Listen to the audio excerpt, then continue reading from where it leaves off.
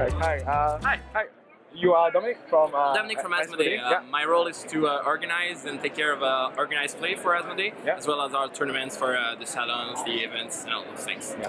So we are here at New York Toy Fair 2015, and so we'll be looking at some of the new releases that Asmodee will be bringing for 2015. Yes. Yeah. So I'll be showing you two games that we are releasing shortly before Gen Con, so it'll be available at the beginning of June, and it's aimed at a younger audience, so we're talking 5 and plus for those ones. Yeah. So if you want to follow me, they're on display in the case display over. Yeah, okay.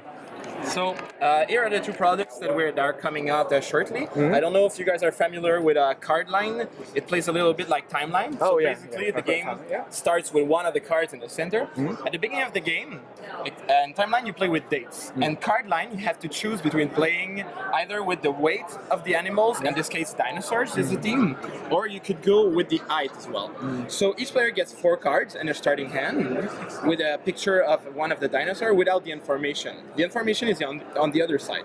At the beginning of the game, there's only one card at the center, and you have, turn by turn, you have to place one of your cards either after or before the dinosaur.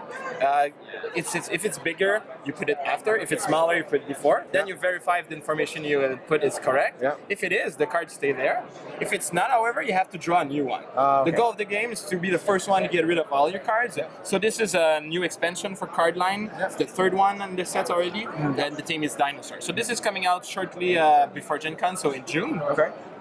The other games that we're proposing for the younger audience is Minuscule. Yeah. Minuscule is a game based off a famous TV show that airs in France, Okay.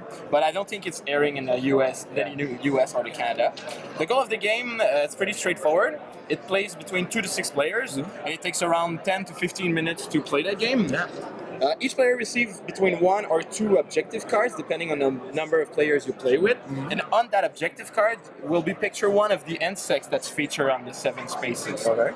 Your goal as a player is to bring that bug as close as possible to the first place, which features a sugar cube. Oh, okay. So you have 5 movement cards that either shows one of the bugs or one of the space, and with a number that varies from 1, 2, or 3.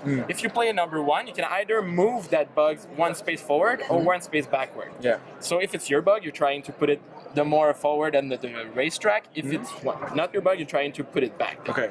There's also a card that lets you swap the places with others, and one that lets you switch bug that you're routing for. Yeah. So basically, this is pretty straightforward. Whoever has the most point at the game of the at the end of the game wins, and you score points depending on the track your bugs ends on. So if you're on the first one, you get 10 points. If you're on the last one, you get 1 point. Yeah. And in between, the number goes up. I see that you So also it's minuscule. you're also having the metal tin boxes for the junior line, I would say. Yes, Yeah. yes. We like to use this format for younger audience Yeah. because it's portable first. So this kind sets easily into kindergartens, schools. You can bring it on trips too. It's been very popular so far to bring in a tin format. Okay. So we're going with it every time we got a simpler game. Okay. All right. So okay. this is what we're offering that's new for the younger audience. Yeah. If you want to switch to a more gamer-targeted market, Yeah. in front of us we got Elysium right there. Yeah. Elysium was shown at SN previously, and it has been met with a huge popularity so far. Yeah. It's a mix between Splendor and Deus. Oh. So if you guys are familiar with those games, Yeah, I Splendor, think you're yeah. gonna have a good time with Elysium. Yeah. So in Elysium, the goal of the game is to collect sets of either 3 of the same value card or 3 of different value card, and then ascend them to the Elysium. The way you'll be doing this is that each player will possess 4 of those colored tokens that we see over there, the totems. Those are the currency they will use to acquire cards in the marketplace. This game has huge replayability value because there's 9 factions available to you guys, and you only need to include 7 each game. So you can mix and match and try to see which cards interact better with the other ones, because each card has a special ability that triggers when you buy it, or that offers rebates on Future Perfect, like a little bit like Splendor. So you can go ahead and create your own strategy through combos and different cards. Once you purchase those cards, the cost is on the top right of the cards. So we can see, by example, on the Temple of Ares, there's a yellow dot as well as a black dot. So that means that to purchase this, you have to still possess your yellow totem at least, and any other of the other colors. So the black dot is like any color. After you do that purchase, you have to get rid of one of your 4 totems. It doesn't need to be the totem you use to purchase the card. Yeah. So you evaluate, am I going to need the green one for my strategy? No, okay, I can get rid of that. So that basically goes turn by turn. Everybody does one move until they ran out of totems. So that means on each round, players will play 4 moves, and then we'll switch to the second round. There's 5 rounds in total, so it's basically a race, an efficiency game that whoever can score the most point out of 20 rounds. Yeah. At the end of each round, you will be ascending cards that you purchase in your city up to your Elysium. Depending on the quest you've chosen, which is featured in the front of the colored totems, this will affect turn order as well as how many card you can transfer to your Elysium. So if you choose to purchase a quest with one your 4 move, you need to use a totem associated with it. And if you choose the second one, you'll be the second one to play on the next turn, thus giving you a pick order, a move order. And featured on the the bottom card, it's also a number of gold pieces you'll receive that will help you buy more cards, and a number of featured in the lyre symbol. That's how many cards you will get to transfer. Yeah, okay. To transfer card, you have to pay the same number that's written in the top left card. So if you would transfer 3 cards of value 1, thus making a set of 3 ones, would cost you $3 to put that, and then it would give you 3 points feature on the white circle there. Yeah. So the set of 3 with card value to 1 will give you 3. If you do a set of 2s, it gives you 6. If you do a set of 3s, it gives you 9. But then you can also do sets of families. So that means of the same color but different value. So you would need to aim for a set of 1, 2, and 3 of the same color. That we would call a family set. The first one to do a family set of each color gets 5 bonus points. And the second one would get 2, and afterwards it's the base value of the point. So it's like a race to be the first to do each move, and after 20th move, whoever has managed to be the most efficient about it will win the game. Okay. That's basically DS for you guys. If you can follow me, I'll show you a DS that's over there. So that was Elysium. Sorry, I said DS. Or maybe we can talk about Mysterium. Sure. Yeah. Mysterium was also released, not released, but showcased at Essen. Yeah. The only release version that is available right now is in Polish. So this should be available a little bit before Gen Con as well, so by the beginning of June. This is Clue meets Dixit. So each player will play as an investigator, except for one. This game plays to 2 to 7 players.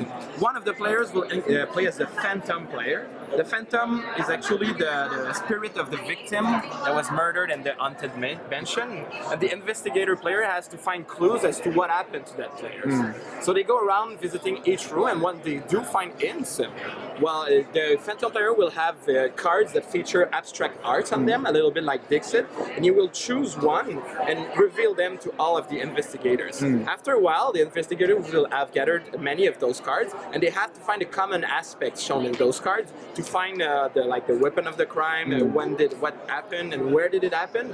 So it's an abstract game of suggestion. Yeah. The Phantom players have to suggest subtle hints for the investigator to get. So it's like a co-op, but at the same time it's competitive, because whoever and the investigator will have found more hints than the other will have first place. So. So it's quite different because I played the Polish version. Okay. They don't have whoever is the most. It's more like a cooperative win. Yeah. Okay. And, yeah. Probably a variant. Yeah. I also see that there are some differences. Like there's a big screen, a big card holder which is not available. Yeah. This is for the Phantom players to hide his in card. It's not available in the Polish version as well. And I think this clock is to count the number of rounds. Exactly. That's what it is. Yeah. And I think the art is all different from the Polish version. Yes, it's going to be a little bit different. Exactly. So you could potentially mix both versions together and have a... Well, if you speak Polish and English, why not? Yeah, you can mix both together, yeah. So it's a little bit like a co-op. The interesting part about a Phantom player is that he's not allowed to say a word in the entire game. Yeah. So that may be a challenge for the more talky type. The art is really nice though for the English version, They tried to make it so it looks like movie posters, I think. Yeah, correct, yeah. We saw I think you released it on, Yes, exactly. And it says, I'm IMAX Experience. Yeah, so we were wondering whether it's actually a movie or not. Yeah. Yeah, we were wondering, That means we nailed it. Yeah, cool. New game by Queen Games. There's no official date announced yet. It's being showcased here at Toy Fair 2015. It's a game about perfume merchant. So every player incarnates a perfume merchant. And the goal of the game is to sell those perfume that we will create with raw materials and fragrance to different nobles that would give you different amount of victory points. So the game goes like this. First, you decide the turn order randomly. So let's say if I was the first, I decide if I want to be the first, the second, or the third to go to the market. This would be in a 3-player setting game. It can go up to 4. If I'm the first to go, I will have first pick on the fragrance available, but I will only have a choice of 3 dice in the dice selection. So I get to go first, get the first pick, and get to be first to sell to the noble later on, but I also get less chance of having what I need to buy fragrance. So if I'm the first to go to the market, I wake up in the morning, I try to find what would be interesting for me. I see that there's a noble here that requires 2 vanilla fragrance in his perfume, and that there's a fragrance over here that offers this. So since I only have 3 dice, I think I got good odds of finding 2 bottles. There's a 50% chance on each dice to get either a fly, which means that your fragrance stinks, so you can't actually sell it. And you got 50% chance of getting spot on a right perfume for it. So we'll go ahead and try to roll it. And now you see I get 2 flies and 1 bottle. And I need 2 bottles to bring this. I wouldn't be able to do this. However, there's a twist to this game. Everybody starts with 2 drops of water, and it can be used to re-roll a whole set of 1 colored dice. So if I'm not satisfied with this, I could use my water drops, re-roll, and try to be lucky. I'm obviously not lucky. Every time you go to the market, you can choose to gain more drops of water. In the same fashion, I would take dice. So if I got 4 and I already got all I need, I could take 4 drops of water. And on the back of these drops of water are either 0 points, 3 points, and it goes 0, 1, 2, or 3. So by the end of the game, any unused drops of water gives you additional points. After I got, let's say I was more lucky than I usually am, and I got to buy this. This means I automatically get 2 victory points right now, so I advance my counter 2 points, and I get to create my perfume. There's 3 parts to the perfume bottle. There's the bottom, there's the top of the bottle, and there's the bottom of the bottle. Oh, okay. In your inventory of your warehouse over there, you can either choose to create a small bottle of perfume like this, and once it's complete, it gives me inventory bottles that I can sell later, equal to the number of parts that I did. So small bottle would give you 2 bottle inventory to sell to the nobles. And if I manage to do, oh, sorry for that. Thank you. If I manage to do a big bottle like this, I would receive 3 of these instead. So after I did this, every other player will take turn and go to the market in the same fashion. And when everybody's played at the end of the round will be the selling phase. So since I was the first to go and I have this perfume to sell, I could sell 1 bottle to this noble because she requires 2 vanilla fragrance, and I do included that in my perfume.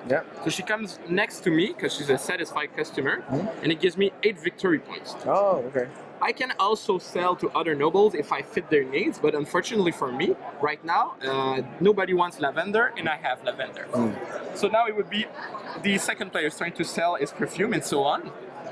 At the end of this round, we replace every noble that got emptied, and the game goes on like this until we reach the B pile of noble instead of A. So they number from A to B. And once we reach the B, there's only 6 B tiles, and one of them announced the end of the game by a little X. Like this. So once you find this, everybody else has 1 last turn to play, and then whoever gets the most point wins the game. So that is Perfume by Queen Games, guys. Yeah, it was great components. Yeah, I like it. The only thing I would add to this game is a little bit of scratch and sniff.